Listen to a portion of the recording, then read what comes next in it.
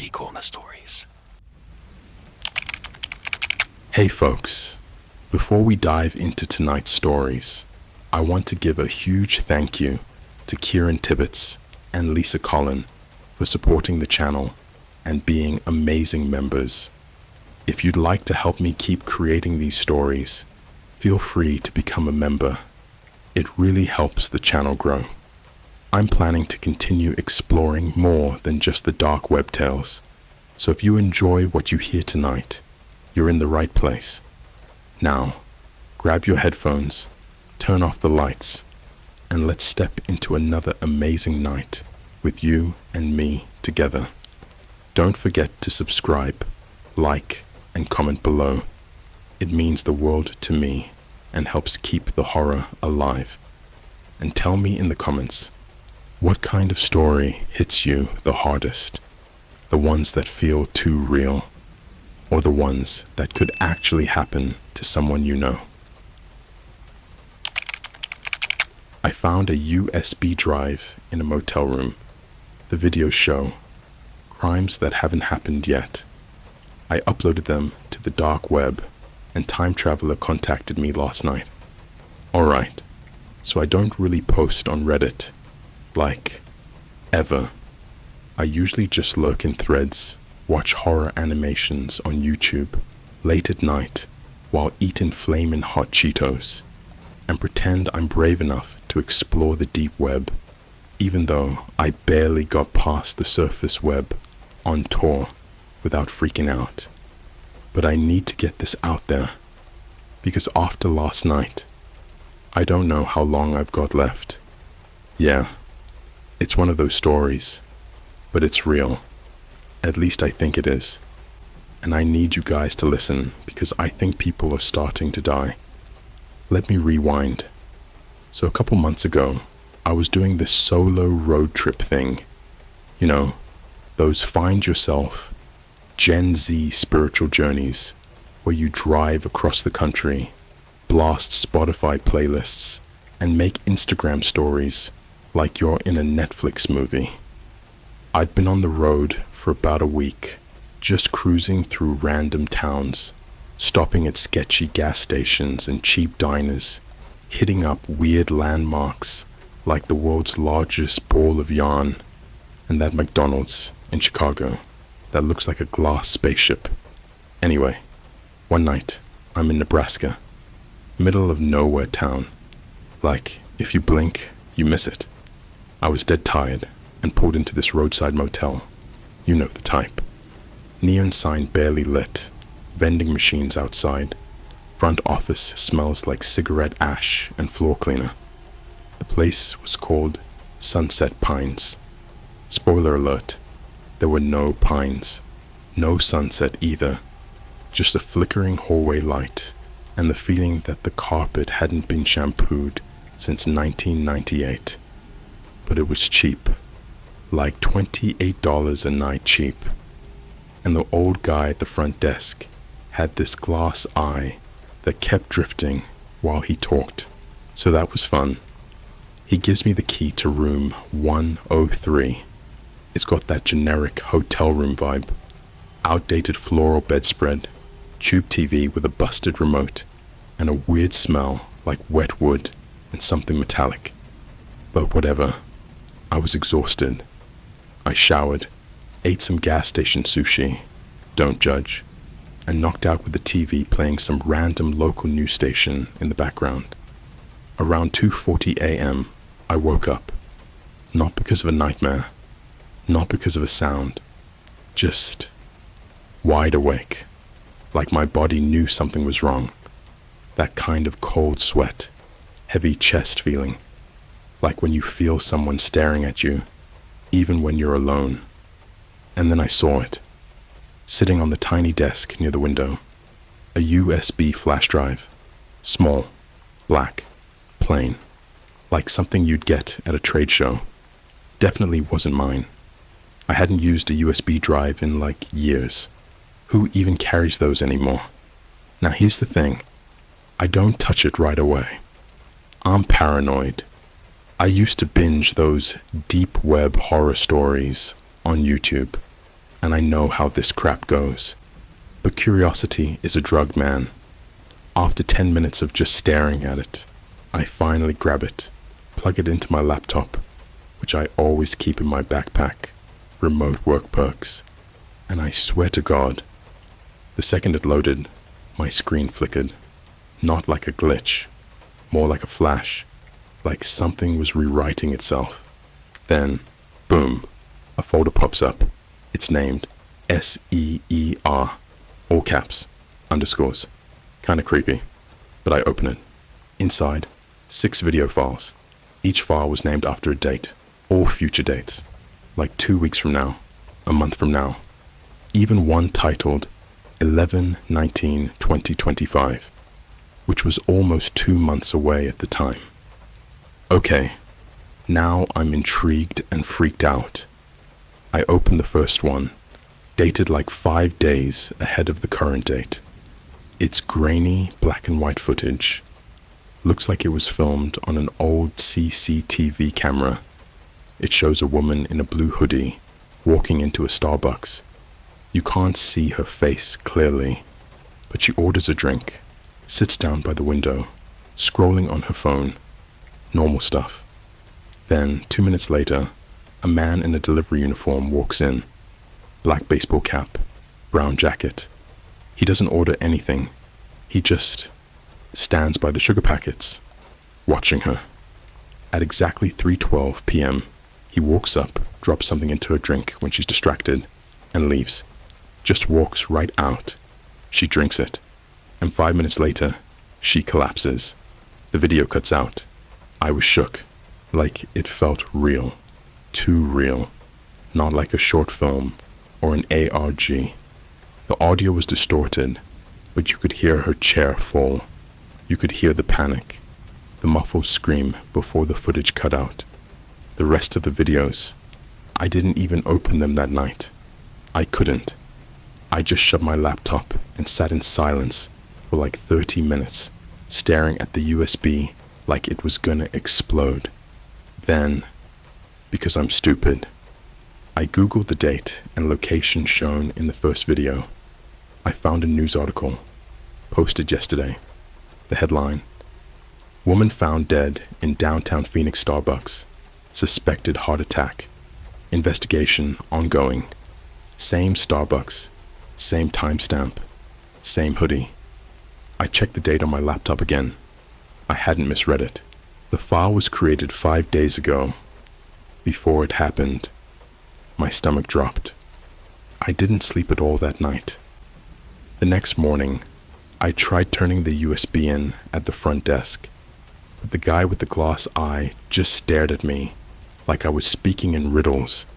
He kept saying, "We don't clean rooms till checkout."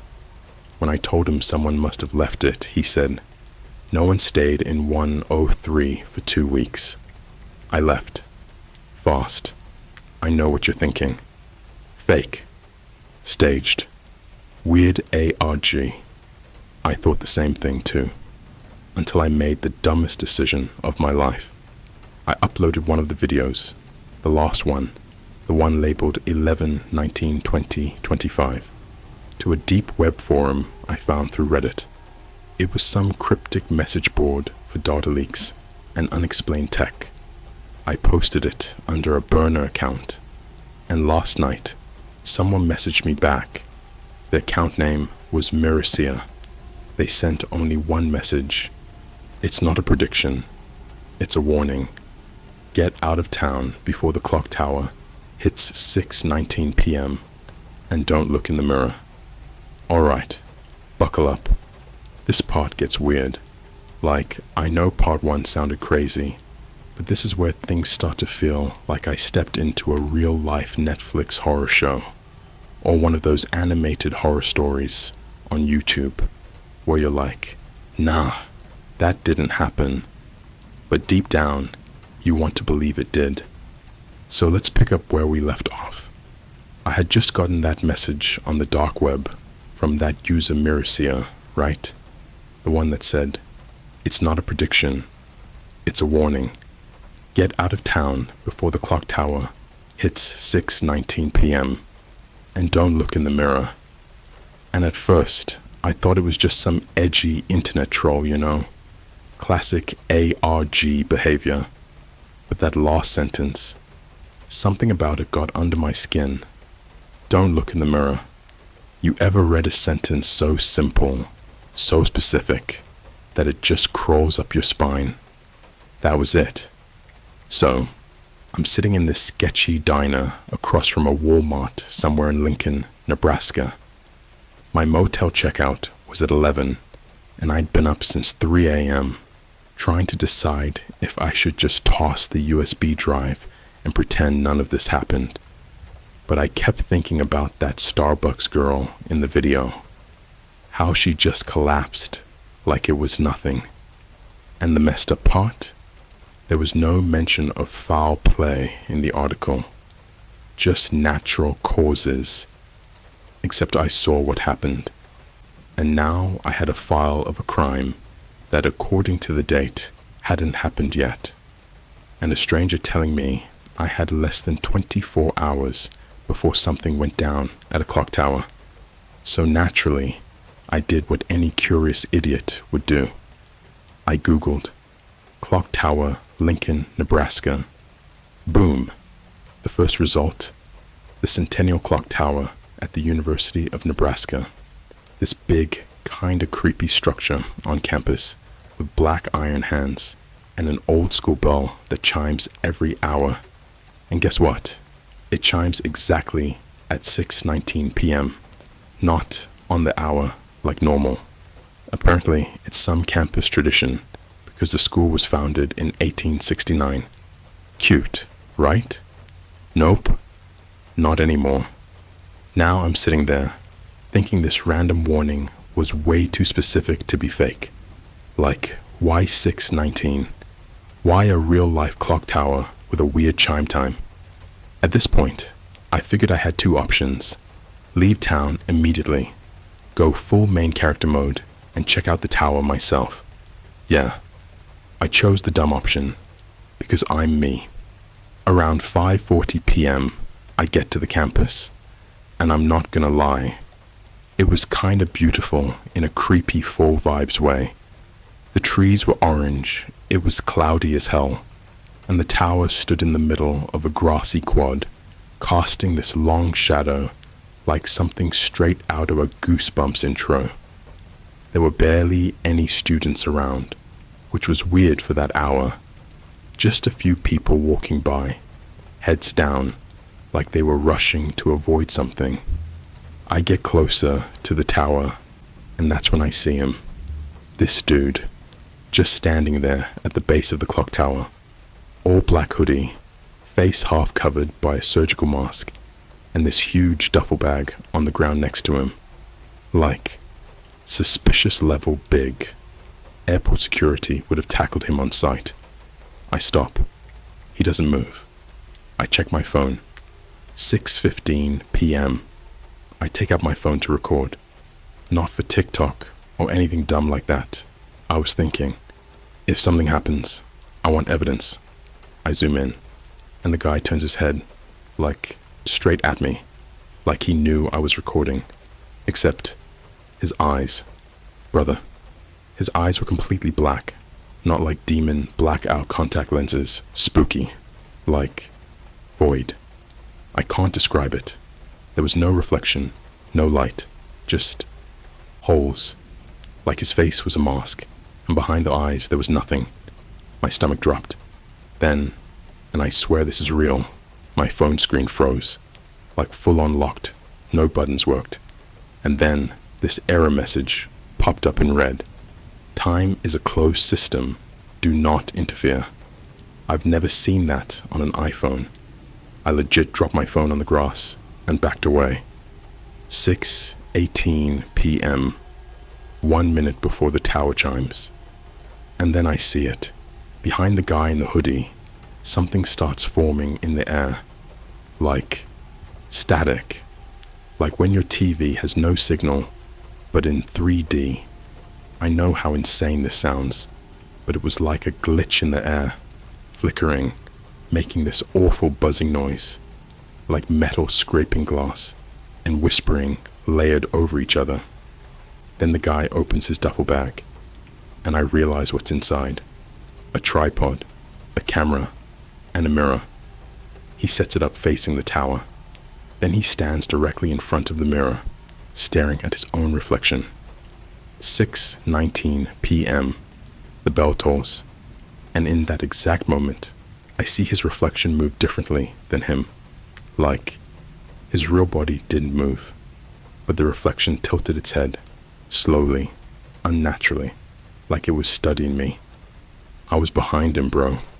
There's no way the reflection could have seen me, but it did. Then it smiled. I ran, full sprint, didn't care who saw. I don't remember how I got back to my car. I just remember shaking hands on the steering wheel and driving until I passed the city limits. I didn't stop until I hit a Walmart parking lot an hour away and just sat there. When I finally looked at my phone again, the error message was gone. The video I recorded, corrupted, nothing saved. But the USB, still in my backpack. And the files, changed. The one that used to say 11/19/2025, it now said, you. That's it. Just you. I opened it. It was a video of me, standing outside the clock tower, holding my phone, filming the man in the hoodie. But here's the thing. The video was filmed from inside the mirror. Alright, back again. I'm honestly surprised I'm still here to type this. After part 2, I wasn't planning on coming back online at all. I thought maybe going off-grid, deleting my socials, smashing the USB with a hammer, and living in a cabin in the woods was the move. But it's like, no matter what I do, this thing keeps pulling me back in. And now, someone is following me. So after I ran from the clock tower, like I told y'all in part 2, I drove for hours. No music, no podcasts, no nothing. Just pure paranoia. I kept checking my rearview mirror every 5 minutes. I don't even know what I was looking for. A black SUV. A weird figure on the road. I just knew I wasn't alone. I ended up crashing at this 24-hour diner in Kansas City. Not sleeping, just sitting in a booth with coffee I wasn't drinking and fries I didn't touch. There was a group of college kids a few tables over, laughing, scrolling through TikTok, living normal lives. I felt like a ghost watching people through glass. At 3:17 a.m., I got an Instagram DM from an account with no profile pic, no username, just a series of dashes and dots. Morse code, probably. I still haven't decoded it. But the message, that chilled me straight to the bone. You shouldn't have uploaded the video. No context, no follow-up. I tried replying, but the second I hit send, the message thread vanished. Like gone. The account didn't exist anymore. At first, I thought I was just being paranoid.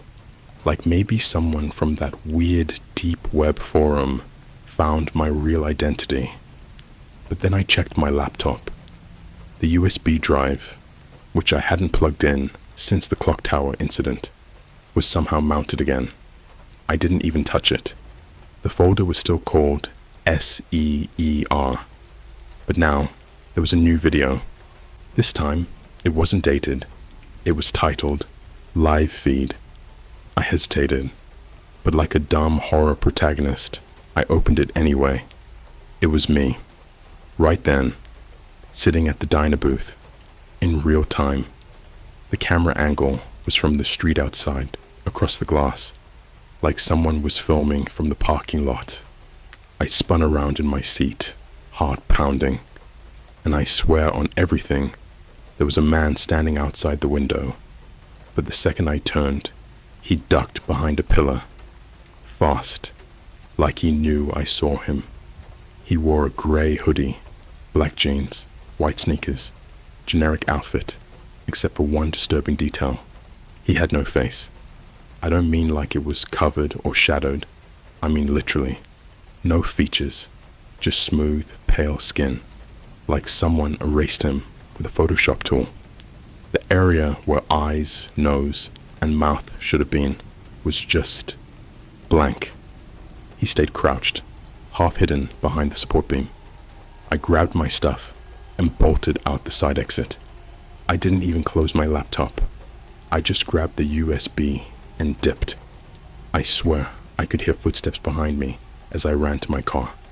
I didn't look back. Now here's where it gets even weirder.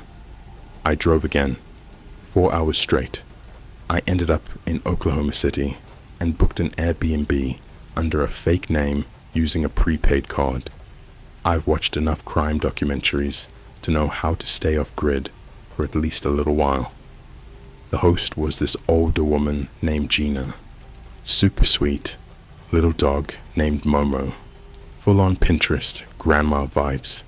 She handed me the key, smiled, and said, "Don't worry, you're safe here.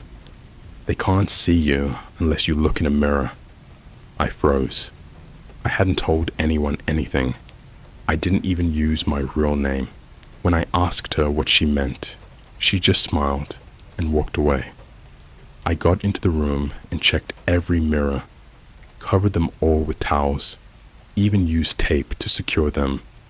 That night, I went back into the USB folder to double check what I saw. And that's when I realized something. Every video in the folder now had a tiny watermark in the bottom right corner. I hadn't noticed it before. It was so faint you could miss it. But when I zoomed in, it looked like a logo. A weird one. It was a circle with a triangle inside, and an eye at the center. Classic Illuminati type imagery, right? But I reverse image searched it. And guess what? It's the same symbol tied to this weird underground group that people have speculated about for years online. They're supposedly this ancient data cult that believes technology can predict or even control the future. Some say they're connected to disappearances of tech CEOs. Others say they operate in secret through social media algorithms, monitoring patterns and manipulating behavior. They call themselves the Reflection Order. And then I got an email, not from Gmail, not from Yahoo, from some weird .onion domain. It popped up in my inbox like it bypassed all spam filters. The subject line was, "You're not supposed to see the mirror." The body of the email was just a single image. It was a photo of me, asleep, in the Airbnb bed, taken from inside the room. At that point, I'd had enough. I packed my stuff, ran out the door, didn't even tell Gina I was leaving. I got in the car and drove again, this time to Texas. But the nightmare didn't stop. 2 days later, I got a text from my best friend Jay. We'd been texting on and off about the trip, but I hadn't told him about the USB. I didn't want to drag anyone else into this. His last text said, "Bro, someone just knocked on my door wearing your hoodie. They looked exactly like you, but their face was gone." Then silence. I've tried calling him over a dozen times. Texts don't deliver anymore. His Instagram is wiped, like completely erased. No photos, no tagged posts, not even his username. It's like he never existed. I don't know how much longer I can keep running. The USB won't go away. I've destroyed it 3 times, burned it, smashed it, threw it into a river. Every time I wake up, it's back in my backpack. The folder is always there. And now there's a new file added.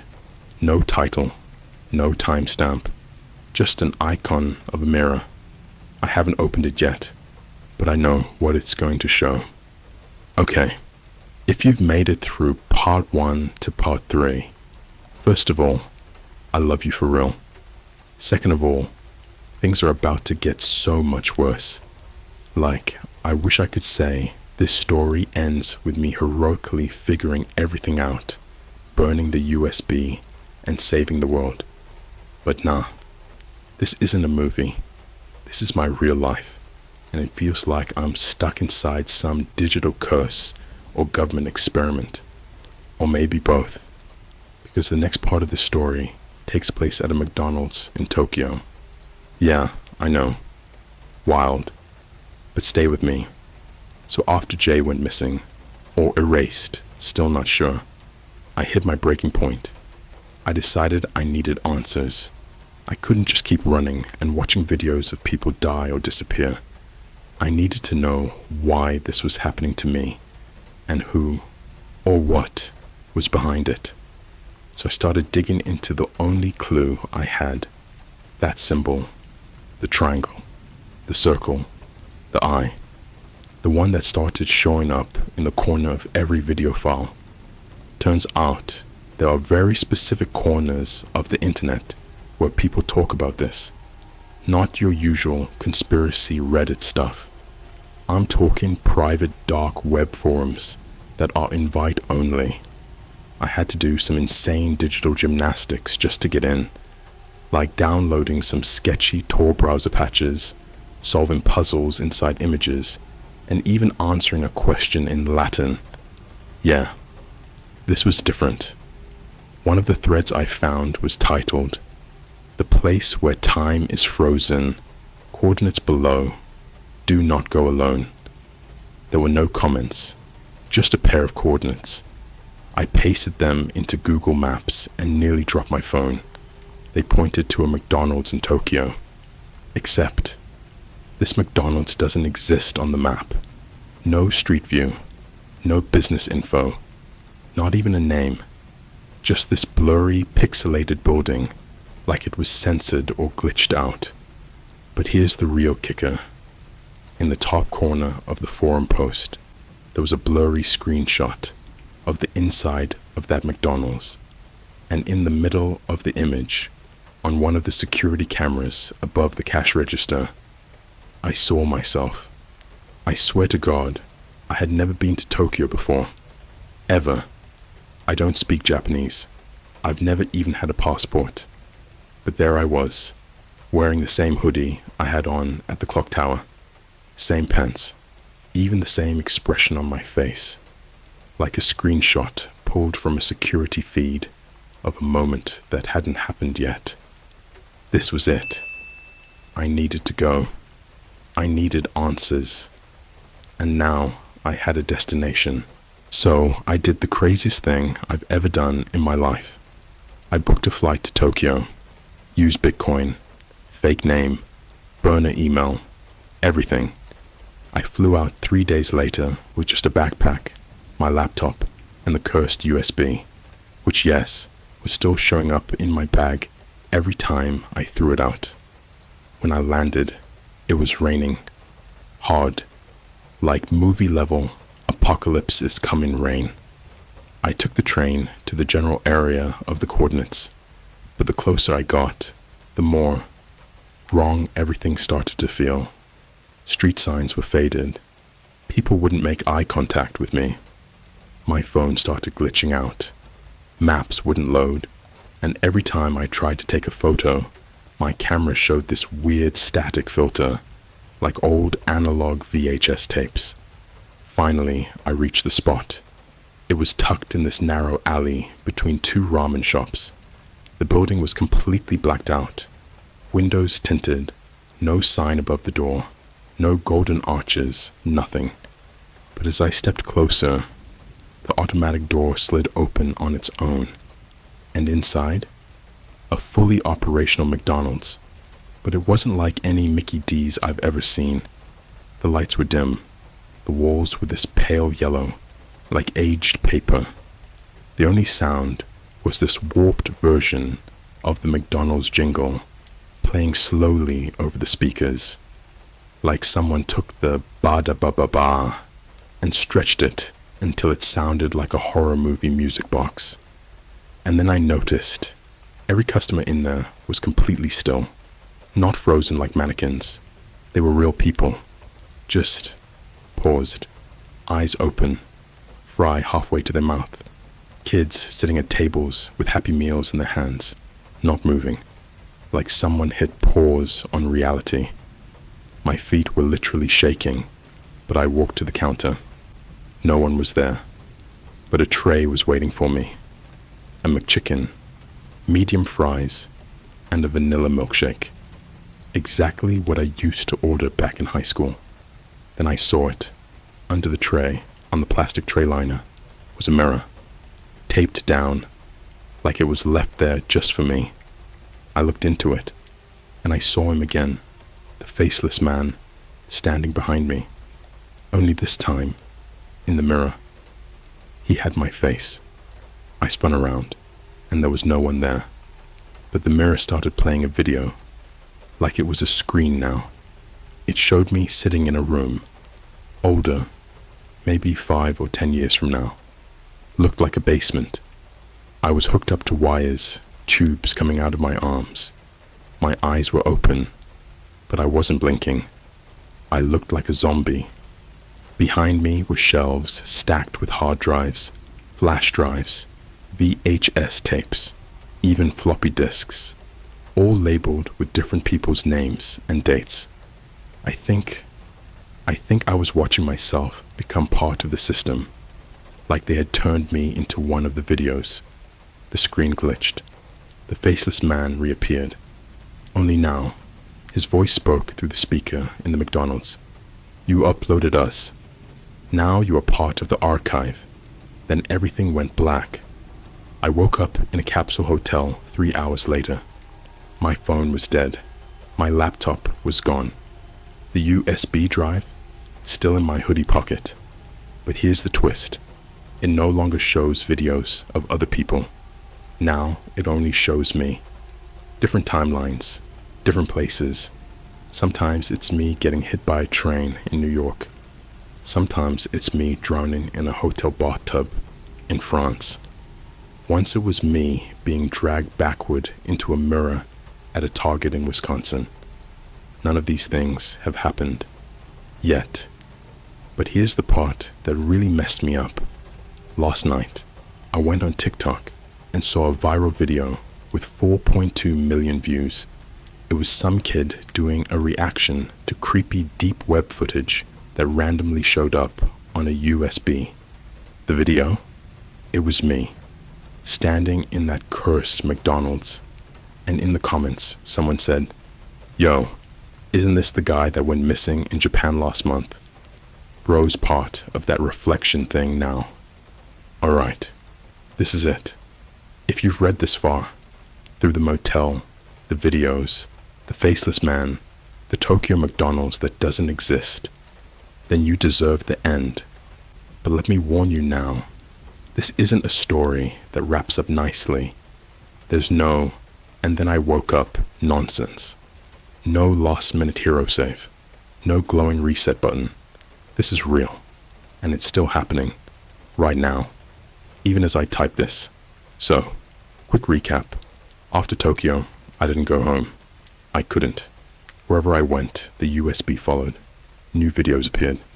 Videos of me dying in different ways, different places, like the system was cycling through simulations, waiting to see which one sticks. It felt like I was being predicted, or worse, like I was being edited. I spent weeks hiding out in internet cafes, backwards hostels, sketchy Airbnbs. I changed my name, my look, everything. Went full TikTok conspiracy mode paranoia. Covered my mirrors, used burner phones, blocked my laptop's camera with tape. Didn't help.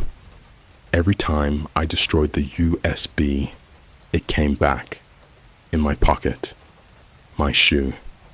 Even once taped under the toilet seat at a Starbucks in Berlin.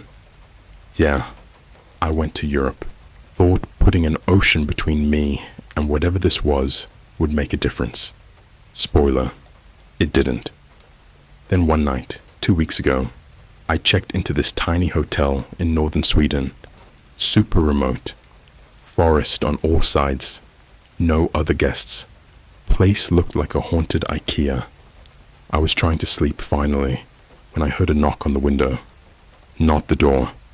The window. I'm on the 3rd floor. I didn't look. Not because I was brave, I was just too scared. I laid there frozen, and the knock happened again. 4 knocks this time. Then silence. When I woke up in the morning, the USB was sitting on my chest, and this time, it had only one file left. No name, no timestamp, no format extension. Just an icon that looked like a mirror shard. This was it, the final file. I didn't open it right away. I waited, drove back south, checked into a real hotel in Amsterdam. Clean place. WIFI. 5-star Google reviews. No spooky vibes. Sat at the desk, plugged in the USB, double-clicked the final file, and it didn't play a video. It opened a program, one that looked like an old-school operating system. Black screen, green text, no GUI, just code running, terminal style. It typed on its own, "Welcome to the archive. Subject ID, redacted. Timeline, active." Then, the screen split, right down the middle. On the left side, it showed live footage of me, sitting at the desk, looking into my laptop webcam, like it was a mirror. On the right side, it showed something else. Something not me, but almost me. Same body, same face, except the eyes were completely black. And instead of being in a hotel room, this version of me was in a concrete cell. No windows, just flickering fluorescent lights, wires in the walls, screens lining every surface, showing other people, hundreds of them, maybe thousands. Some of them I recognized. The girl from the Starbucks video, Jay, even that weird glass-eyed motel clerk from Nebraska. All of them were trapped in loops, repeating their last moments, over and over and over again, like they weren't dead, they were stored. The version of me in the concrete room raised his hand and typed something into the keyboard on his end. The message appeared on my screen, one letter at a time. The mirror is not a reflection, it's a portal. Then everything went black. When the screen came back, I was no longer looking at myself. I was looking through myself, like I had become the camera, and in front of me was a mirror, in a white room, fluorescent lights buzzing, empty, sterile space. I blinked, and the reflection in the mirror didn't. It stood perfectly still. Then it smiled, and leaned forward, and whispered something I couldn't hear. Then I heard a voice, not from the speakers, from behind me. It said, "We've made our decision." I turned around, and no one was there. Just another USB stick, sitting on the bed, with your name on it. I know how this sounds, but go check. If you've made it this far in the story, you're part of the system now. Check your backpack, your jacket pocket, your desk drawer. Somewhere, maybe not tonight, maybe not next week, you're going to find a USB drive. And when you plug it in, it'll have one file with your name and a mirror icon. And if you open it, well, I'll see you soon. Posted by u/_Miracia108. This user account has been suspended. Reason: violation of timeline containment protocol. This log has been archived into SEER index 419. Do not engage further. The reflection order is watching.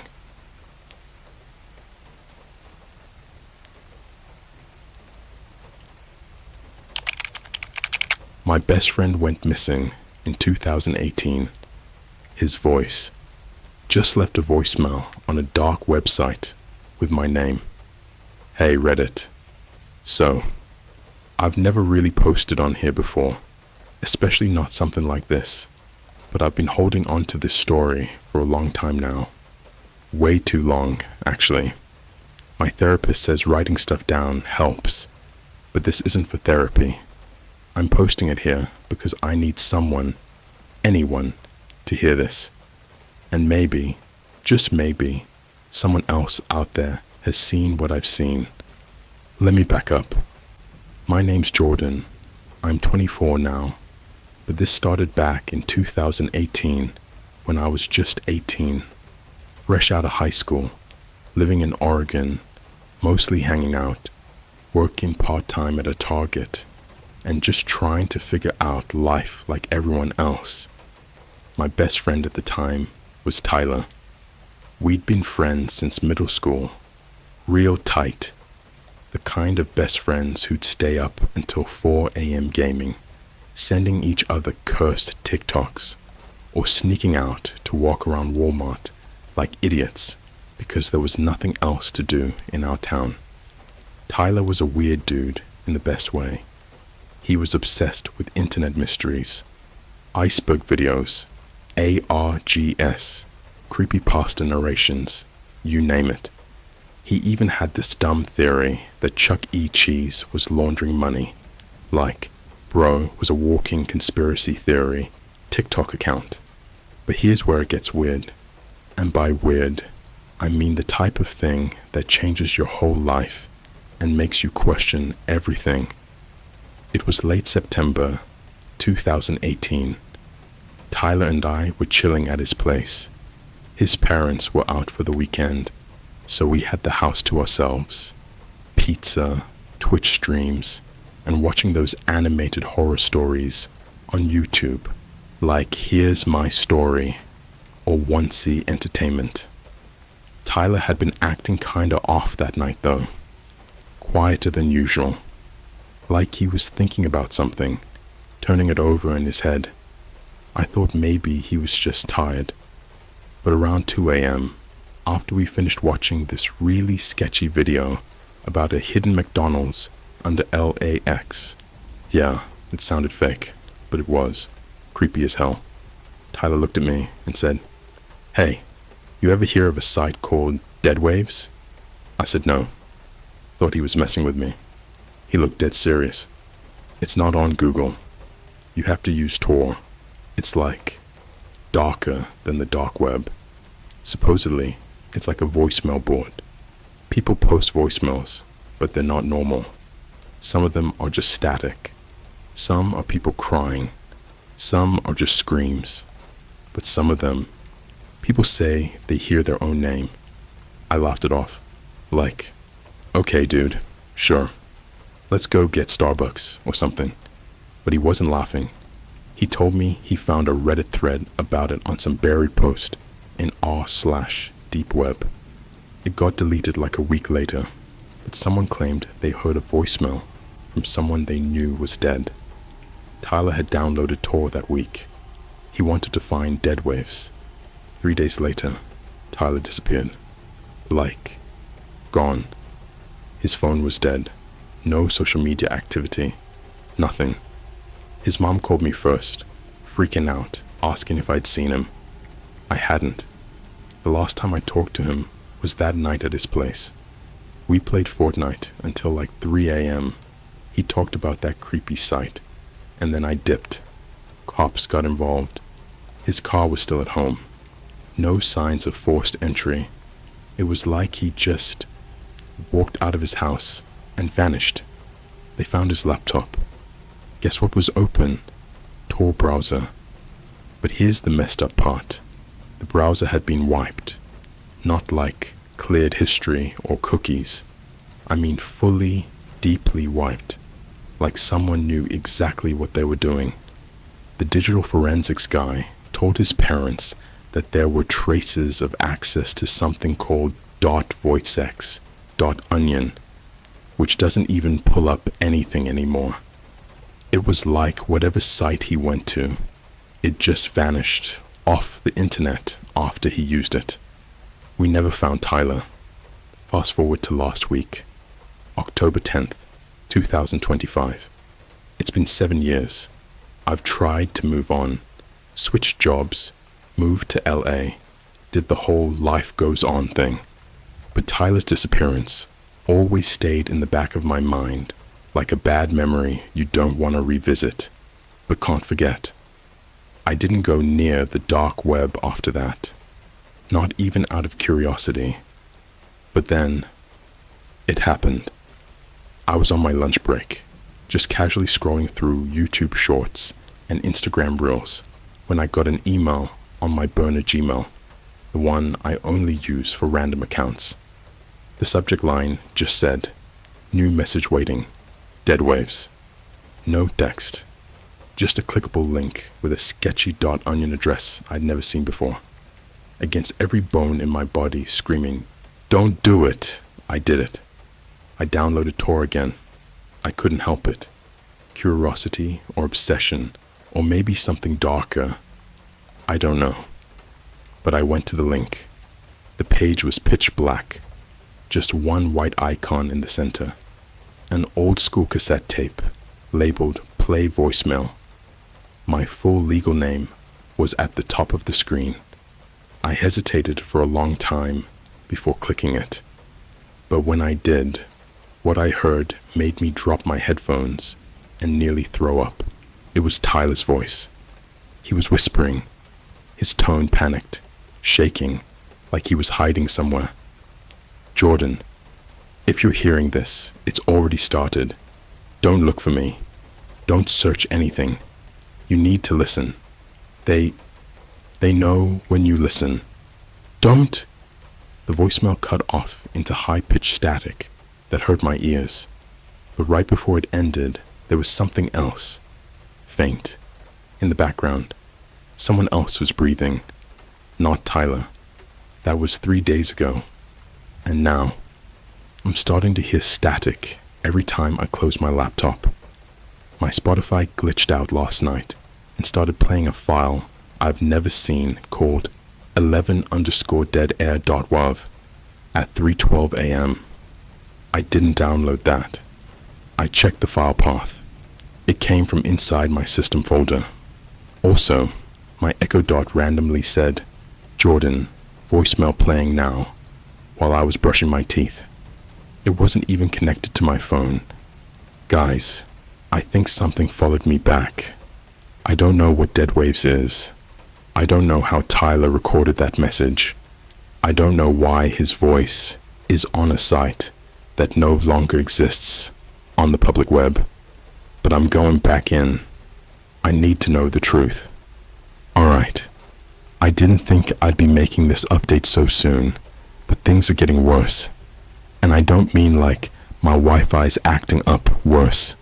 I mean, I think I might actually be in danger. Since I posted part 1, my DMs blew up. People on Reddit, Discord, even a few random TikTok accounts that had 0 followers, all messaging me stuff like, "I've heard of dead waves too," or "Check your voicemail logs, they hide in your carrier data." I thought it was just trolls at first, but then one message came from an account that sent a screenshot. It was my face. Like, right now, face. Same hoodie, same room lighting, taken from a weird low angle, like from my laptop webcam. That's when I decided to stop ignoring this and dive back in. I got home that night, shut my blinds, and opened my old MacBook, the one Tyler and I used to game on. It was slow, dusty, but still worked. I downloaded Tor again, this time using a VPN and an extra laptop camera cover. Yeah, I got paranoid. I used the same email link I got earlier. When I clicked it again, the site loaded faster this time, like it knew I was coming back. Same layout, black screen, white cassette icon. But now there was something new. Under the play voicemail button, there was a timestamp. Recorded September 26th, 2018, 3:09 a.m. That was the exact night Tyler went missing. I clicked play. Static again. The same painful high-pitched kind that makes your teeth hurt. Then, a faint voice. It was Tyler. But this time, he didn't sound scared. He sounded hollow. "They said you'd come back, Jordan." I told them you wouldn't. There was a pause. I swear I heard footsteps. Maybe gravel crunching. It's not about finding me anymore. They need someone else now. You opened the message. You listened. That's all it takes. Then, a click sound, like an old landline hanging up. And then, nothing, until my phone started ringing. I jumped so hard, I nearly knocked my drink over. Unknown number, no caller ID. Against all logic, I answered. Hello? There was silence for about 5 seconds. Then static. The same static from the voicemail. And then, Tyler's voice. Again. But it was different. Deeper. Slower. Like the file was warped. You shouldn't have listened. I hung up instantly. I didn't sleep that night. The next morning, my entire TikTok FYP was messed up. Every video was either distorted, muted, or had this weird white noise underneath it. I thought maybe my phone was just glitching, but then I noticed the captions on random videos would flash my name. Jordan, for a split second before disappearing. I tried showing it to my roommate, Ethan. He didn't see it. He thought I was losing it.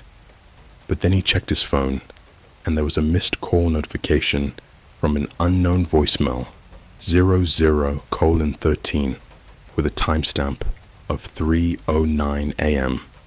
He swore he didn't get a call. When we tried playing it, it wouldn't load. Just spun endlessly with that weird downloading circle. Later that day, I went to Starbucks to clear my head. Yeah, cliché, I know. I was sitting there, scrolling through Reddit comments from you guys, when I got an airdrop request from an anonymous iPhone nearby. The file name? Tyler_message.wev. I didn't accept it, but my AirPods popped the sound in anyway. The second I heard that same whisper, I ripped them out and almost threw my drink. The barista actually came over and asked if I was okay. I couldn't even answer. The only thing I caught before the audio cut off was Tyler saying, "They're in the cameras." That same night, my Echo Dot lit up again. This time, it didn't say my name. It just whispered, Tyler's voice again. "Jordan, check your voicemail folder." When I did, there was a file labeled voicemail_02.mp3. I swear on everything I love, I did not record or download that. It wasn't even synced to my cloud. The file started with more static, but if you boosted the volume, you could hear music underneath. A faint piano melody. Something I recognized. It was the same hold music you hear when you call McDonald's customer service. I don't know what that means. I don't know why Tyler's messages are appearing 7 years later, or why they know where I am, what devices I use, or what I'm doing, but I can't stop hearing his voice now. Not just through devices. I swear I heard him whisper my name in the reflection of my TV when he was off. And the weirdest part? My Ring camera footage from last night, 3:09 a.m. again, showed someone standing on my porch, not moving, not knocking, just standing there, facing the camera. When I brightened the video frame by frame, it looked like Tyler, except his eyes were completely white. I'm trying to trace where the dead wave site actually connects to. Some users in my DMs said it might not be hosted on the regular dark web. They think it's part of something called the deep layer, a rumored part of the net that even Tor can't fully access. Whatever it is, I'm in it now. If anyone out there knows how to track and dot onion relay chain or trace hidden IP tunnels, DM me. I'll upload the voicemail files if it's safe. But if you hear your name whispered through static, don't answer. Because once you do, they already have your voice. If I don't post again within 48 hours, check the archive folder link in my bio. Someone needs to finish what Tyler started. Alright, I don't even know where to start this time. I barely slept. I haven't gone to work in 2 days.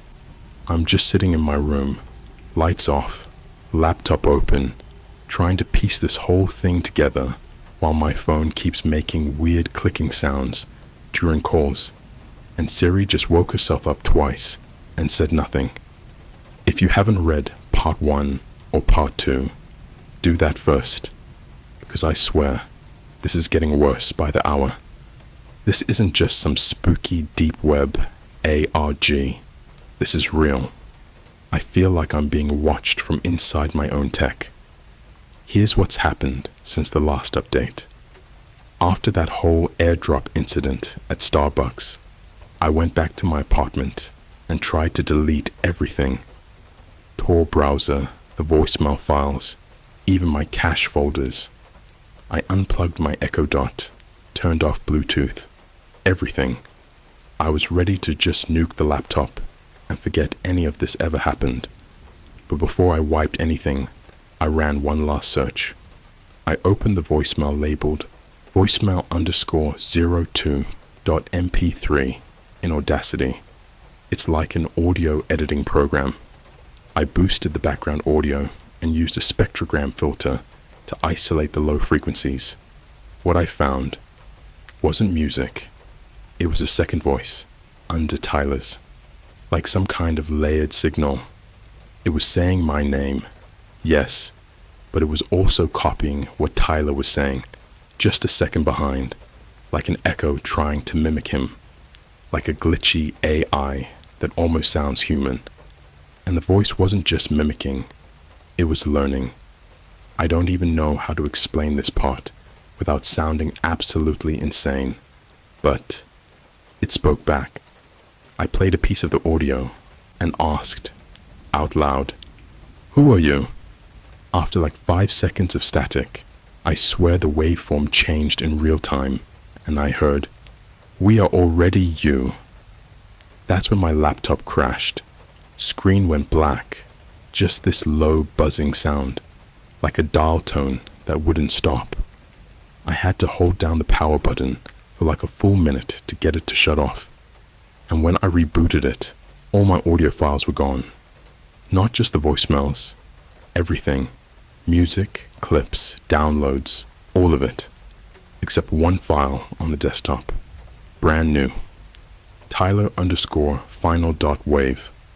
Let me just say real quick, I didn't download that. I didn't even name any file that. But it was sitting there, dated exactly 7 years to the minute from when Tyler disappeared. Same day, same hour, same minute. I clicked it. I wish I hadn't. It starts with heavy breathing, like someone running. Tyler's voice, clearer than any of the other ones, is talking directly into the mic, like a handheld recorder. He sounds like he's in a panic. It's not a place. It's a system. It copies you. It starts with your voice, then your face, then the way you move. They archive everything. Instagram reels, TikToks, Snapchat videos, all of it. They're building a version of you that isn't you. And when it's done, you go dark. At the end of the message, he says something I haven't told anyone. Remember the night we snuck into the Nike factory lot and you dropped your phone in the creek? That happened. 2016. We were messing around near an abandoned Nike warehouse outside Beaverton. I slipped and dropped my iPhone 5 into this nasty runoff creek. I told my mum I lost it at the movies. I never told anyone what really happened. So how did that voice know? Here's the part where things go from creepy to I don't know if I'm gonna make it through the weekend. That night, I was on Discord with a friend named Jules. I was trying to explain everything, even sent her a low-quality version of one of the voicemails I recorded on my phone mic. She muted herself halfway through. Then, a few seconds later, she unmuted, but the voice wasn't her. It was me. It was a low, distorted version of my voice. repeating exactly what I just said, like a delay. It said the phrase, "I don't know if I'm gonna make it through the weekend." And then it laughed. But the laugh wasn't mine. It was like a mangled version of it. Familiar, but wrong. Like hearing your voice through a busted intercom in an abandoned hospital. Jules blocked me. She said it freaked her out so bad she uninstalled Discord and shut off her phone. The next morning, I woke up to a package at my door. No return address, just a small padded envelope with my name, handwritten in red ink. Inside, an old-school USB stick shaped like a cassette tape, exactly like the Dead Waves icon. No branding, no logo. I had to plug it into a Chromebook because my MacBook wouldn't even read it. It contained one folder, Echoes. Inside the folder were 213 files. Each one was an MP3. Each one named after a date and time. All of them were voicemails. I'm still going through them. Some are short, a second or two of static. Some are longer. One of them was 8 minutes of a woman sobbing. One was a loop of someone whispering, "Don't go to the Starbucks on 39th and Wilshire. It's in the mirrors." But then I found one labeled, "Tyler's Room, live.wav." This one chilled me to my bones. It was the sound of his room. You could hear the hum of the Xbox fan, the clock ticking, and then, at the 40-second mark, a door opening. Someone walks in, sits down, breathes, and then, "Jordan, I swear to you, I heard it live, real time. Like this wasn't a recording, it was a transmission. And I don't think it was Tyler. I think it was whatever took him. You guys have been asking, why don't you go to the police?" I did. I showed them one of the voicemails, the clearest one. The officer looked visibly disturbed, said he'd pass it to cybercrime. That same night, my Reddit account was logged into from an IP in Ashburn, Virginia. I don't live anywhere near there. Then I got an Instagram DM from a burner account. "We heard you share well." That's the exact tagline of the Dead Waves page on the Onion Mirror I found. It's like they're watching how far I spread this. So here's what I'm doing. I'm burning all my voicemails to a private archive, uploading to a hidden Google Drive mirror and a mega link with encryption. If I go dark, or if someone who sounds like me starts posting, you'll know, because it's not me. They're building versions of us, using everything we've ever said, every voice memo, every TikTok, every snap, every call. If you've received any unknown voicemails with your name, post them, or forward to the email in my bio. I don't care if it's 3 seconds long. I think we're all part of something bigger, and we're already inside it. Okay, if you're new here, stop. Seriously. Go read parts 1, 2, and 3. This isn't just some internet mystery anymore. I don't even think this is just about me and Tyler at this point. I'm writing this from a motel in Sacramento right now. I had to get out of LA because after what happened last night, I couldn't sleep in my apartment again. Something was in there with me, and I don't think it was human. Let me backtrack. After I found that USB with the voicemails, see part 3, I kept digging into the folder called Echoes. One of the files, one I hadn't opened yet, was named 39W_Starbucks.m4a. It sounded familiar. That's when I remembered the voicemail from before, the one that whispered, "Don't go to the Starbucks on 39th and Wilshire. It's in the mirrors." It was in that same folder. So like a dumb horror movie character, what do? I go, I know, I'm an idiot. But hear me out. I thought maybe if I went there and retraced some of Tyler's old steps, I could figure out what he was trying to warn me about. That location, that Starbucks, was one of the last places we went together in 2018 before he vanished. We used to go there after school to chill and mess around on our laptops. The place always had this weird vibe, like cold, no matter the season. I got there around 8:45 p.m. It's near the metro line, a spot right by Koreatown. Place looked normal, busy even. A couple influencers taking pumpkin spice selfies, people typing loudly like they're writing their first novel. But when I stepped inside, I instantly felt off. I mean, it hit me immediately. Everything looked too clean, like a set. The lights weren't flickering or anything obvious, but the reflections in the glass cases, they were lagging. I don't even know how to describe it. You know when your Zoom call lags and your mouth moves a second before your voice? It was like that, but with the reflections. I tested it. I lifted my hand, and in the reflection, it moved like half a second later, and then the mirror behind the drink counter flashed like a screen glitch, just once, but I saw it. That's when I noticed the guy in the back corner, all black clothes, hoodie up, sitting perfectly still, no phone, no drink, just watching. At first I thought he was security or a worker on break, but something was wrong. Every time I blinked, he was a little closer, like just a chair forward. No sound, no footsteps. He never moved. Then I caught a reflection of him in the window. There wasn't one. No reflection, not even a shadow. Everyone else showed up in the mirror. Not him. I got up to leave, and right as I turned, I heard my name. But not from a person, from the speakers. You know how Starbucks plays that chill indie playlist on low volume? I heard my name whispered in between songs. Jordan, it's your turn. I ran. I didn't even get my drink. I bolted to my car, locked the doors, and dipped. But the reflection lag, it followed me.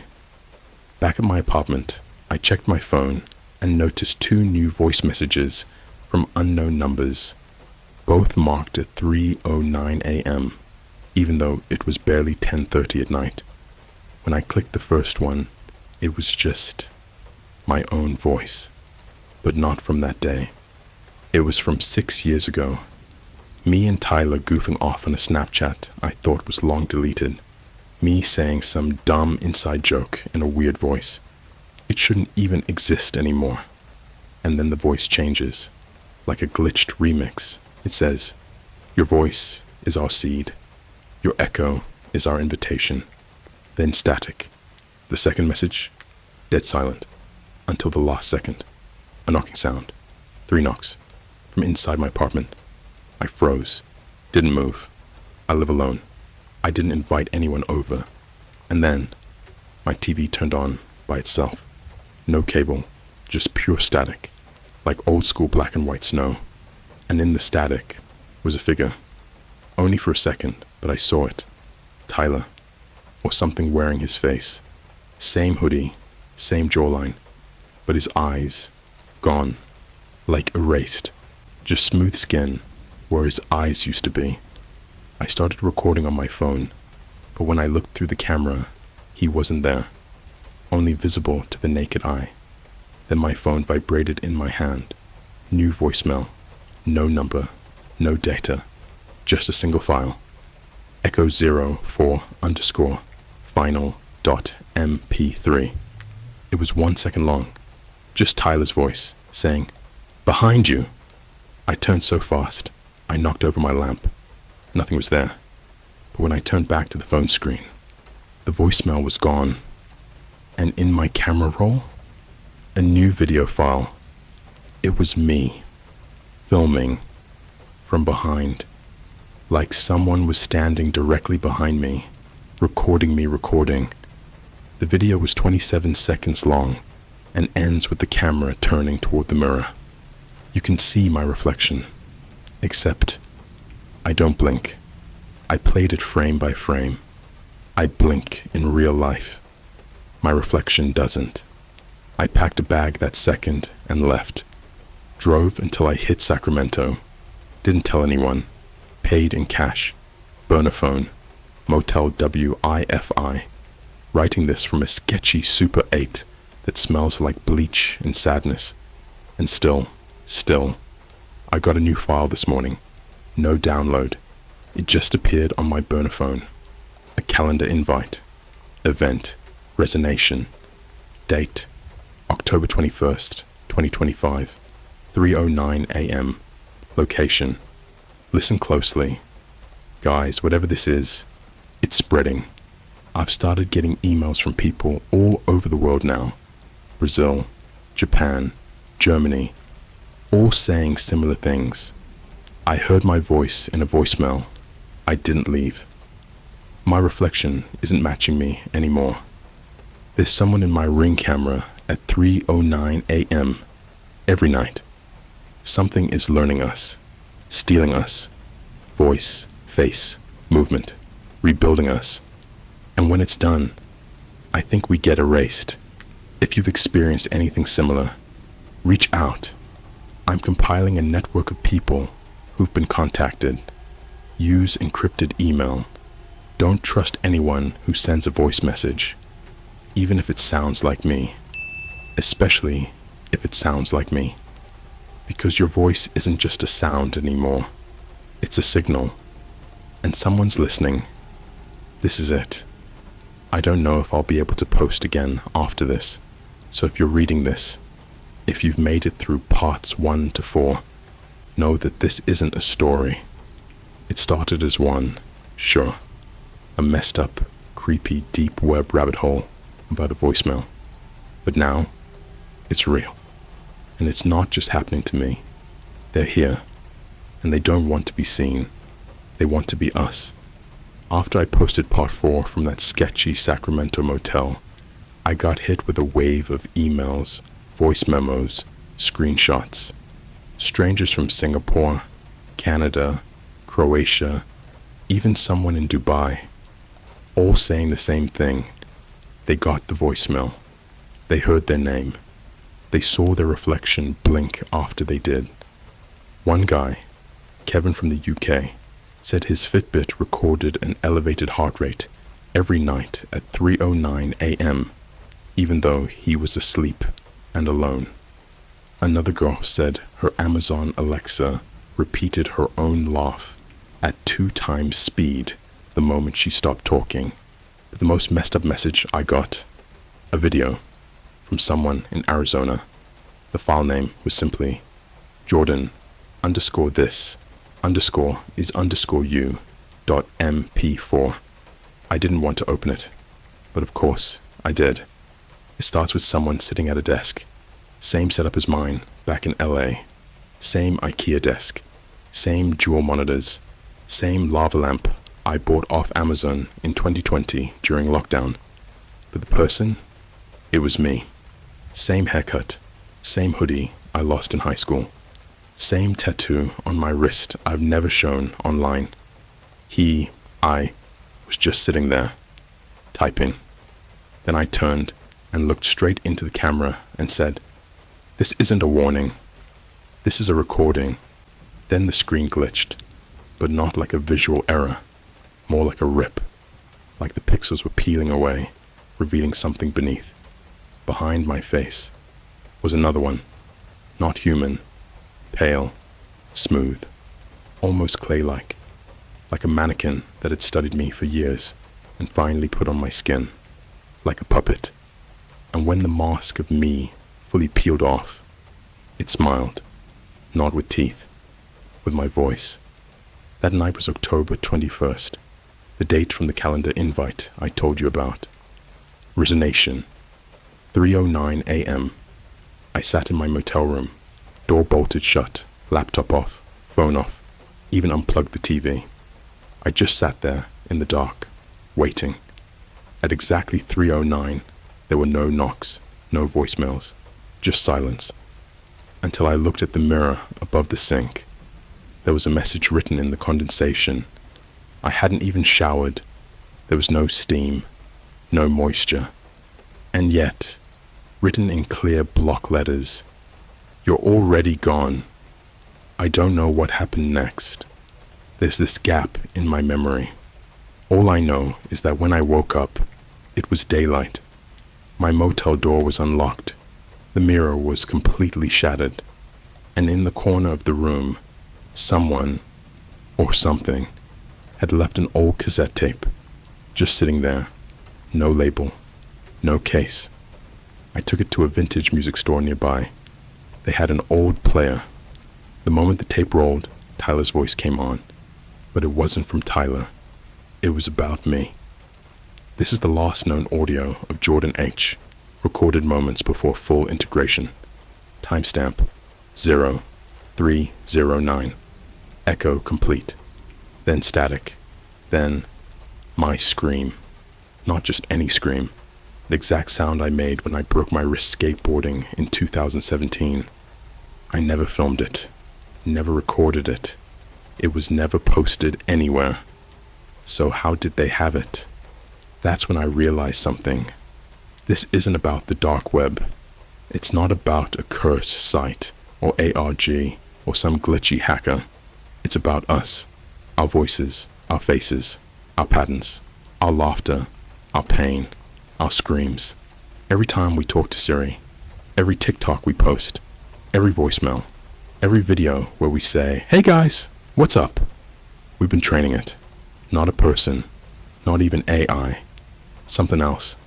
Something old. Something that learns by echo. It started online, but now it's in mirrors, in reflections, in our own devices. It doesn't want to be seen. It wants to replace. I don't know who's reading this, or who's pretending to read it, but if you're hearing whispers and static, if your reflection lags, if you get a voicemail you don't remember leaving, run. Don't listen. Don't respond. And whatever you do, don't speak back, because that's how they enter. Not through force, through familiarity, through your own voice, your own face, your own story. This is the final post. If anyone sees another post from this account, or a TikTok, or a video where I'm saying, "Hey, just wanted to give you guys an update," it's not me. It's never me. It's the echo. Jordan H., missing as of October 21st, 2025.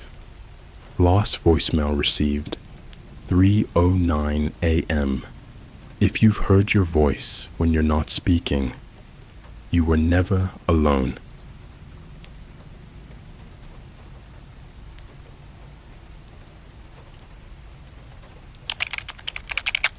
My family has a tradition of burying time capsules. The Ouija board told me, "Don't dig." Okay, so this is going to sound like one of those fake creepypasta stories where the guy's like, "Oh no, I found a haunted sock and now I'm cursed forever." But I swear to God, this is real. Or at least something real happened. And I'm not trying to be dramatic here. I'm just still kinda messed up from it. I haven't really told anyone this in full besides my cousin Liv, and she's the only other person who was there for all of it. But I figured maybe it's finally time to talk about it. People on Reddit love creepy stories, right? So, here's mine. Also, don't go playing with Ouija boards like they're a joke, especially if your family's into weird stuff like mine. So I'm 19 now, but this all started last fall, around Halloween. I live in this small town outside Chicago. Nothing crazy, just your average Target and Starbucks near the gas station kind of place. My parents are both teachers, and we live in this older house that used to belong to my great-grandparents. We have this huge backyard that dips into this patch of woods. When we were younger, My cousins and I would call it the burial grounds, but we didn't really know why. Just sounded cool and spooky. My grandpa used to joke that the ground was cursed and that we shouldn't dig too deep or we'd wake something up. Classic old man stuff, right? But then, during one family cookout, my uncle casually mentioned the real reason we called it that. Apparently, our family has this weird tradition. Every generation buries a time capsule in the backyard when the eldest child in the family turns 10. Like, literally digs a box into the woods, seals it shut, and marks the tree nearby with this weird little X carving. It's supposed to be opened 20 years later by the same person who buried it. My mom had done it. My uncle did it. Even my grandpa. I guess it was some tradition started by my great-great-grandfather after he came over from Poland. He was super into mysticism, apparently. Palm readings, seances, dream interpretation, all that stuff. So anyway, this all comes up when my cousin Liv is talking about TikTok and doing witchy stuff. And she's like, why don't we try to find one of the capsules? Like, just for fun. Everyone laughed it off. But later that night, Liv texted me, yo, deadass, I think I found the tree with the X. The next day was cloudy and cold. We met in the backyard with a couple of shovels, hoodies, and energy drinks, like we were going on a treasure hunt. I remember we kept joking like, imagine if we find bones or something. Straight up horror movie moment. We got to the tree she found. It really did have a small, faint X carved in the bark. Old, like weathered and half covered by moss. We started digging. Took a while, maybe an hour or so. I was about ready to call it quits when Liv's shovel hit something. Clink. We both stopped. It was a metal box. Rusted, kinda dented, about the size of a shoebox. It had this weird symbol scratched into the lid, almost like an eye with a crack going through it. Liv was immediately like, okay, what the hell is that? I didn't recognize the symbol at the time, but later, I'd see it again in places that made my skin crawl. We pried the box open, and inside was a mess of old papers, a strip of film, a baby tooth sealed in a glass vial. Not kidding. And this handwritten letter. The letter was addressed to someone named Marek, and the first line said, if you're reading this, you didn't listen to the warning. Yeah. No chill. That's how it started. That night we took the stuff up to my room, turned on a ring light, and laid everything out like we were filming a YouTube unboxing video. It felt kinda exciting at first, like, ooh, spooky family secrets. But then I looked at the film strip under my phone flashlight and almost dropped it. There were 4 frames. They showed a person, or something. Frame 1, a man sitting in a dark room, back turned to the camera. Frame 2, the man standing, facing the camera now, but his face was blurred out, like smudged by hand. Frame 3, the man holding what looked like a small box. Frame 4, the man's face, fully visible, screaming, mouth wide open, eyes rolled back, like he was mid-death. I know this sounds fake, like something from a TikTok horror short, but it looked real. The kind of real where your stomach drops and your brain just goes, nope. Liv freaked. She wanted to burn the film immediately, but I told her to chill, and instead we decided to try to figure out who Marek was. Maybe it was our grandpa's brother or something, but before we did that, we made a dumb decision. We pulled out Liv's Ouija board. Now, this thing wasn't like some Parker Brothers board from Target. It was custom. Her mom got it from some Etsy store that sold authentic spirit boards, wood-carved, burnt lettering, creepy AF. We set it up in my room, closed the blinds, lit a candle like idiots. We asked basic stuff at first. Is anyone here? Did you bury the box? Nothing happened. Then we asked, what's your name? And the planchette moved. M-A-R-E-K. I froze. Liv goes, no way. Then it spelled D-O-N-T-D-I-G. We both looked at each other like, okay, we're done. Time to close this thing out. But before we could say goodbye, the planchette moved on its own. Fast. D-O-N-T-D-I-G, D-O-N-T-D-I-G, D-O-N-T-D-I-G. It repeated it over and over and over again. The candle flickered, and I swear it blew itself out. That was the last straw. We threw the board back in its box and just sat there, silent. Then my phone buzzed. I had an airdrop request. I hadn't used airdrop all day. No one else was in the house. But the name that showed up, Marek's iPhone. The file name? don'tdig.move. I hit decline. I don't even know why. Something told me that if I watched it, I wasn't going to be the same person after. And honestly, I kind of wish that was the worst part. But it was just the beginning. Alright, so here's the thing. I wasn't planning to post part 2 this fast, but the response on the last one was kind of wild. I got a bunch of DMs asking if the story was real, and I get it. If I was reading it, I'd think it was fake too. But trust me, I wish it was. Also, quick warning, this part's where things start to get weird. Not like ghost in the attic weird. I mean real life, stomach turning, someone was watching us weird. I'm talking shadows moving on camera, phones glitching in ways they shouldn't, and a trip to McDonald's that ended with us nearly calling the cops. So yeah, buckle up. After the Ouija board freak out, Liv and I didn't talk for a couple days. She literally ghosted me, which is rare.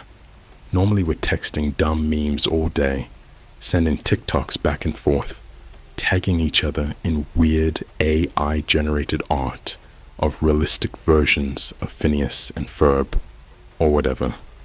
But after the Marek's iPhone airdrop, it was like something changed.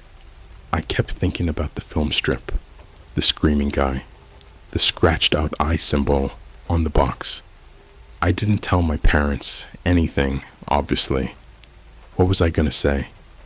Hey mom, the dead guy in our family's backyard said hi via Bluetooth. But Liv finally texted me 3 days later. You still got the stuff, right? I said yeah. And she hit me with, there's another tree. One with 2 X's.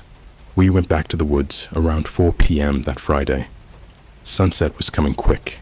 It gets dark fast in October here, but we figured we had time.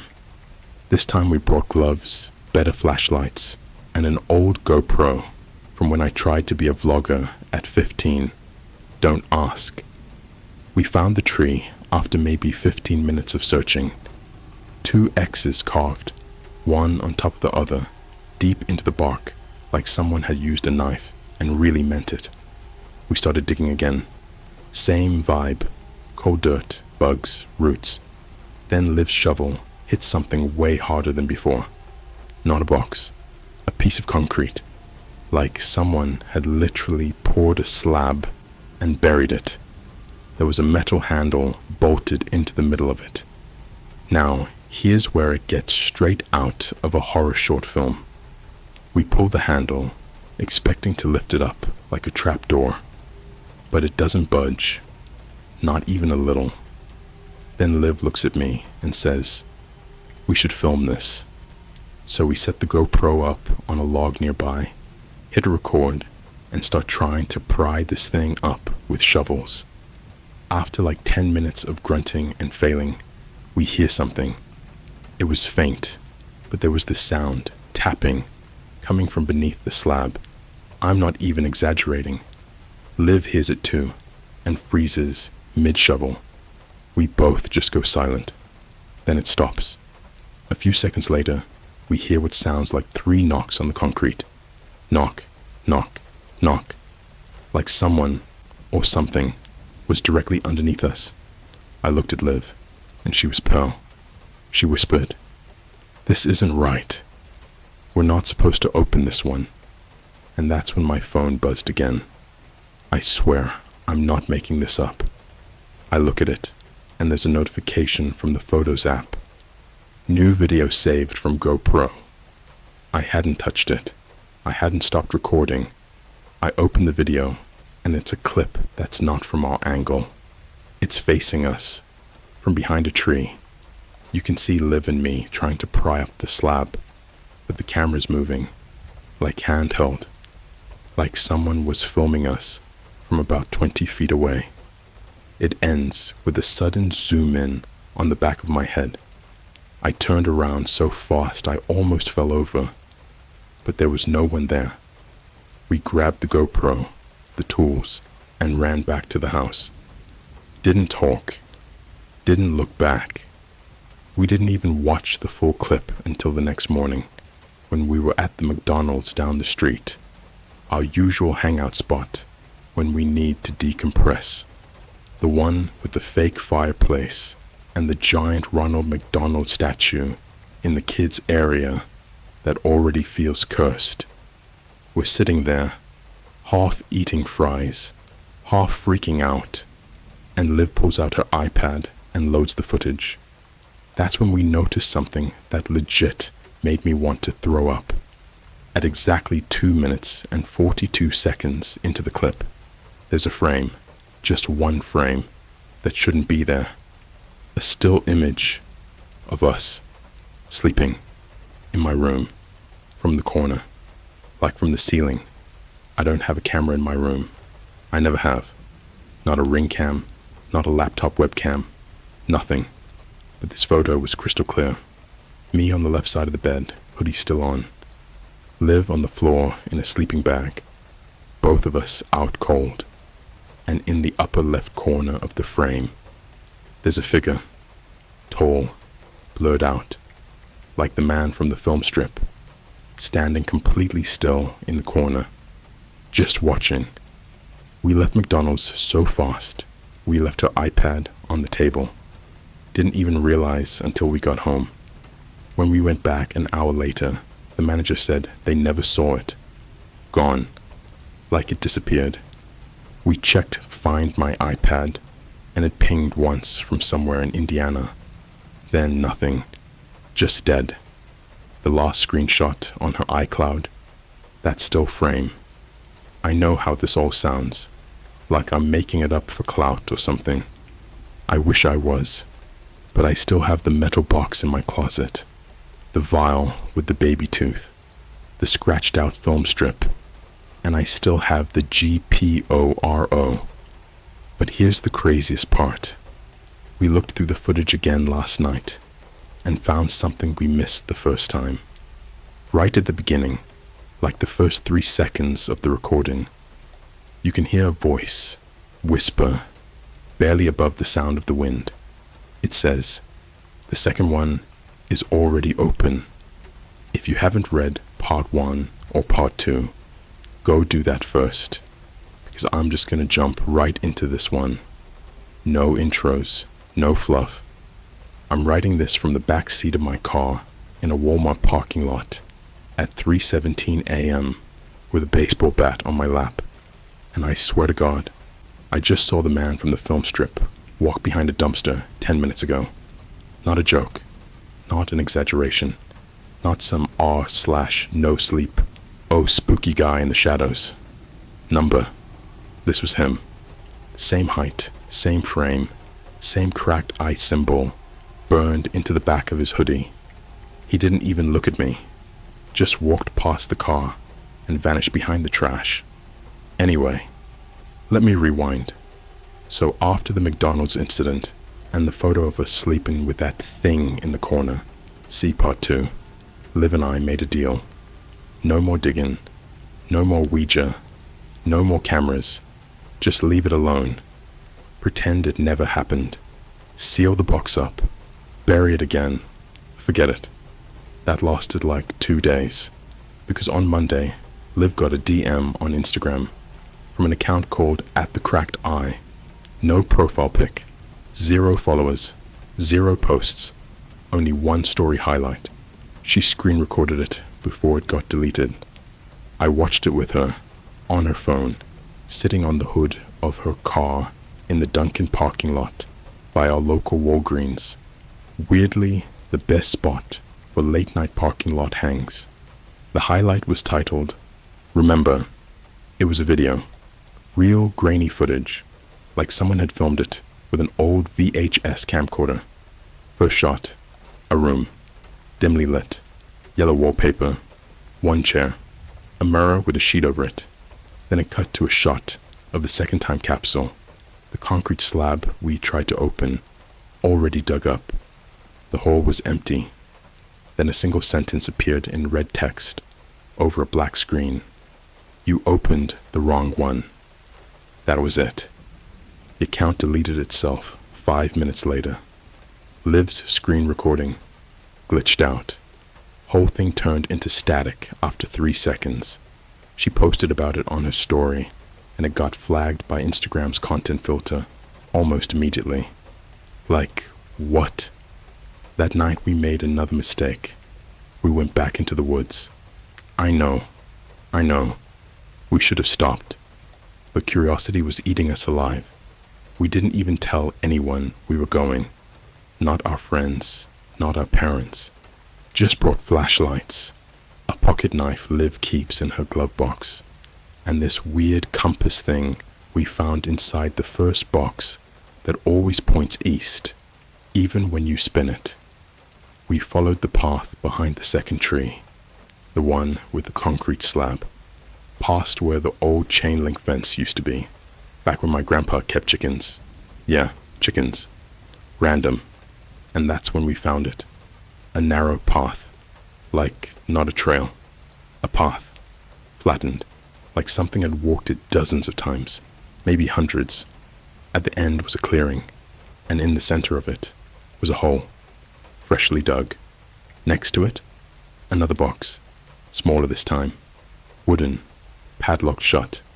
And the worst part, our names were carved into the top. Liv and Ezra. That's when Liv screamed, because just beyond the box, nailed to a tree, was a Polaroid. We got closer and saw it was a photo of us from that night at McDonald's when we reviewed the GoPro footage. We were sitting at the table, but in the Polaroid, there was a man in the window behind us, staring straight into the camera. Same guy, same blurred out face, same cracked eye symbol on his hoodie. We ran, didn't even touch the box, didn't look back, made it to the car in record time, and peeled out of there like we were in a horror movie. I wish I could say it ended there, but nope. We got back to my house and sat in the driveway for like 20 minutes, just breathing, trying to make sense of it all. Then Liv got a notification. Her phone had paired to a Bluetooth speaker, one we didn't own. It said, "Cracked Eye, now playing." And then the car's stereo, which wasn't even connected to her phone, started blasting static, like violent, ear-piercing static. And through it, we heard a voice, low, glitchy, robotic. It said, "It's not a game. It's a ritual. He watches through the capsule. You weren't supposed to see him. Don't open the third one." Then silence. Total silence. Even the birds outside were gone. Liv dropped her phone, and the screen spiderwebbed. Dead. Wouldn't turn back on. That night, we slept in my car, in the Walmart parking lot, where I'm literally writing this right now. And yeah, I brought the bat. I don't know what I thought I'd do with it. Swing at a ghost. But here's what really messed me up. At exactly 3:03 a.m., I looked up, and I saw the man again, not even 15 feet from the car. just standing behind a dumpster. No movement, no sound, just watching, like a broken TV signal in the shape of a man. Glitchy edges, face still blurred. Then he raised his hand. He pointed toward the woods, and I swear to God, I knew exactly what he meant. There's a third capsule, and this time, he wants us to open it. I don't care if nobody reads this. I'm posting it for me. Because if something happens to Liv, or me, I want someone to know. This isn't a creepypasta anymore. It's a countdown. If you're new here, this is part 4. Go back and read parts 1 through 3, or this won't make sense. And trust me, none of this makes sense anyway, so you're already behind just by existing. It's 5:42 a.m. right now, and I haven't slept in over 30 hours. I'm sitting in the drive-thru of a random Starbucks in a town I've never been to, in a hoodie that smells like dirt and fear. Liv's asleep in the passenger seat finally. Her hair's a mess. She's still wearing one sock, and she's mumbling stuff in her sleep that I don't even want to type out. We opened the third capsule, and something came with it. Okay, so after the Walmart parking lot incident from part 3, the whole cracked eye guy watching us from behind a dumpster thing, we should have left town, blocked the number, deleted our social media, burned everything.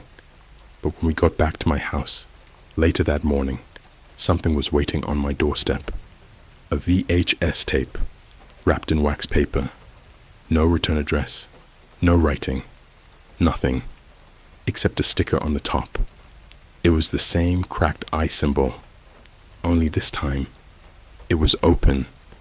We didn't even have a VHS player, but my neighbor is weirdly into vintage tech. Shout out to Steve with the 17 cats. So we borrowed his player and hooked it up to Liv's old flat screen. She filmed the whole thing on her backup iPhone, just in case. The tape started with white static for like 10 seconds. Then it showed a familiar view, our backyard. But this was old footage, early 2000s, maybe late 90s. You could see my grandpa, maybe 40 years younger, digging something in the dirt. He was sweaty, pale, and kept looking over his shoulder like he was being watched. He dug for what felt like 10 minutes straight. Then he stopped, looked directly into the camera, and said, "If you're watching this, you already opened the second one. Don't open the third. He only needs 3. That was it." Tape ended. TV cut to black. Liv and I just sat there, frozen. But then, as she's reviewing the footage on her phone, she notices something. At the very end, just a few frames before the tape cuts out, there's a flash, like one frame. It shows a map, zoomed in, our town, and there's a red marker, circled 3 times in black ink. Liv screen grabbed it and reverse searched the coordinates. Guess where it led? A Shell gas station just off I-55. We drove there at 2 a.m. Don't ask me why. Curiosity is louder than fear when you're sleep deprived and spiraling. We parked near the back, behind the dumpsters, and scoped it out. From the outside, it looked normal. Empty. One clerk inside, watching Netflix on a cracked iPad. But just as we were about to leave, Liv spotted something on the side of the building. A payphone. Who even has those anymore? There was a sign above it that said, "Call for instructions." Below that, carved into the metal plate, was the number 33, 3.3, 33.3, 333. We didn't want to use our phones. Too traceable. So Liv picked up the payphone and dialed. No ring, just static. Then a voice. It was a whisper, but not like a normal whisper. It sounded wet, like someone talking through a mouthful of water. It said, "The third capsule is under the barista's garden. That's all. Click." We Googled it. Turns out there's a TikTok famous Starbucks like 10 minutes away that has this tiny herb garden in the back. The workers use it to grow mint and lavender for those aesthetic girly drinks that taste like sadness and regret. So we went. We parked, waited until the place closed, then snuck around the back with a flashlight and a plastic shovel we bought from a CVS. As soon as we stepped into the garden, my flashlight flickered out. Classic horror movie stuff. I know. We found the patch of mint that looked the most disturbed and started digging. It didn't take long. About a foot down, we hit wood. The third capsule. Only this one wasn't like the others. It wasn't old or rotted. It was new. Like, new. Polished. Clean. Almost like it had been placed there hours ago. We opened it, and inside was a mirror. Just a mirror. Square. Black frame. No cracks. No dust. Just our reflections staring back at us. But something was wrong. In the reflection, Liv didn't have eyes. I looked up at her. She was fine. Looked back down. Her reflection. 2 empty sockets. And then her reflection smiled. Not Liv. Just the thing in the mirror. It raised its hand and pointed over Liv's shoulder. So I turned. And standing behind her, in the real world, not the mirror, was the barista. The same girl who took our order earlier that morning when we stopped in to charge our phones. Only now, her eyes were completely black, like gone. Not sockets, not blood, just void. And she whispered, "You weren't supposed to open the third." Then she collapsed, just dropped, like a puppet with the strings cut. We ran, didn't stop until we were halfway down the freeway. Gas light on, both of us shaking. We pulled over at a rest stop, and Liv called 911. She told them the barista passed out, probably from heat exhaustion. Didn't mention the eyes, didn't mention the mirror. But the weirdest part, a few hours later, we checked Google. No news articles, no police report, no mention of any incident at that Starbucks. We even went back the next day. The girl? Gone. And the manager told us no one by that name ever worked there. That mirror is still in the trunk of my car, wrapped in a sheet, taped shut. I haven't looked at it since. But last night, I found a Polaroid on my windshield. No note. Just a picture of Liv and me, sleeping in the car. Again. Only this time, the reflection in the rearview mirror showed 3 people. Me, Liv, and the man in the hoodie, smiling. If you've been following this, you already know this ends bad. But we're not running anymore. We're going back to where it all started. The backyard, the woods, the 4th capsule. This is it. The final part. The last update. If you've made it this far through parts 1 to 4, first of all, I hope you're not reading this in bed. Second, I hope you don't relate to any of it, because once you start digging, it doesn't stop. Not the nightmares, not the glitches, not the thing that's been following us since we opened that first box. If you're wondering whether this ends well, it doesn't. But you deserve to know what happened. So here it is. After the Starbucks incident, the eyeless barista, the mirror, the Polaroid on my windshield, we decided we had one last option. We had to go back to my house, to the woods behind it. We had to find the 4th capsule. And yes, I know what you're thinking. Wasn't there only supposed to be 3? Yeah, that's what we thought too. Until Liv had a dream. She woke up screaming in the backseat of my car, outside a 24-hour Planet Fitness. We'd been sleeping there with the windows cracked. I had a dream too. So did she. Same one. We were both standing in the woods. The trees around us were burning, but we weren't hot. We were digging. Only this time, someone else was watching us from the tree line, Not the man in the hoodie.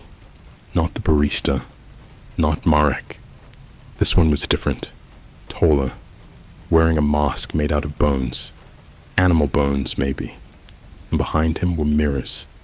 So many mirrors, hanging from tree branches like wind chimes. They were all shattered, and in every shard was a different version of us. Bloody, crawling, screaming, gone. That's when we both woke up. At the same time. No alarm. No noise.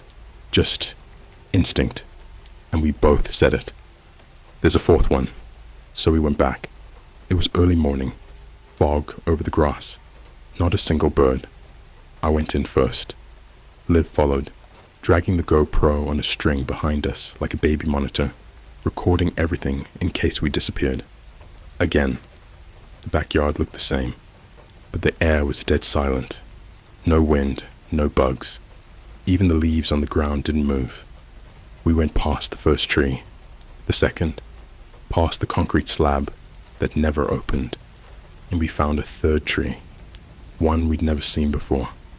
Big, hollow, burned black at the top, like it had been struck by lightning.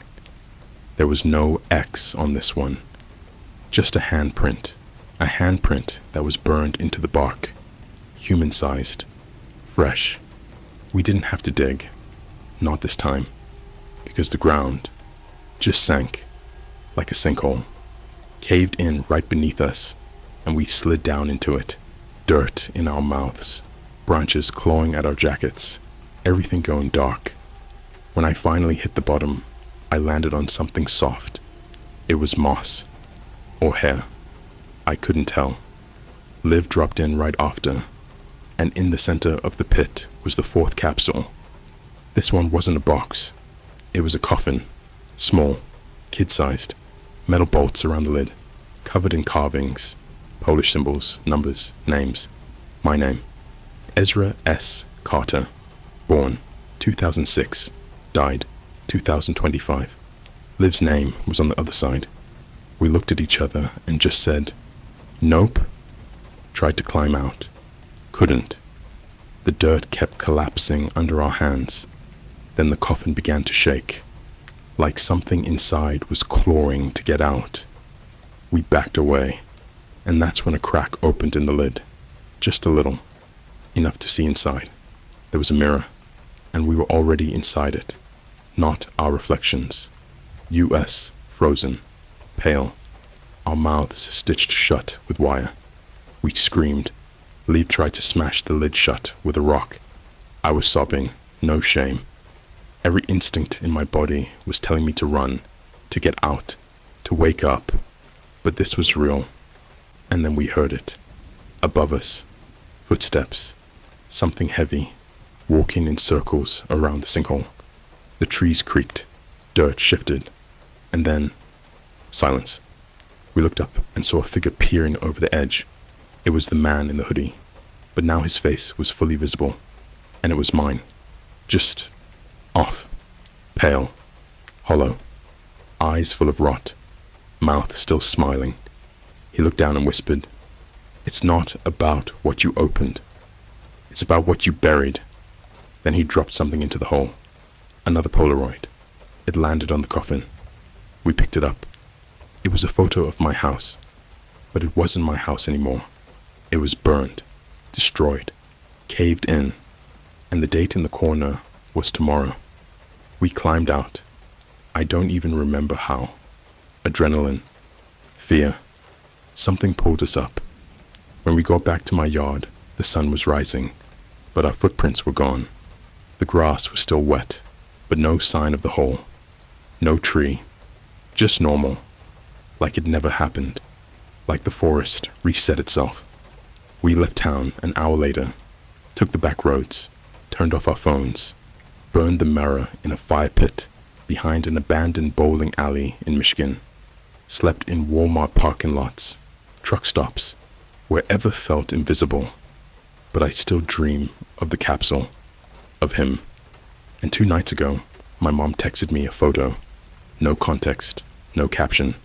It was the backyard, and in the center, under the old oak tree, was another X, fresh, This is the last post. We're not going back. Not to the house, not to the woods, not to any of it. But if you find an X carved into a tree, if you find a box with a cracked eye, don't open it, don't touch it, don't dig, because you're not just digging into the ground, you're digging into your own grave.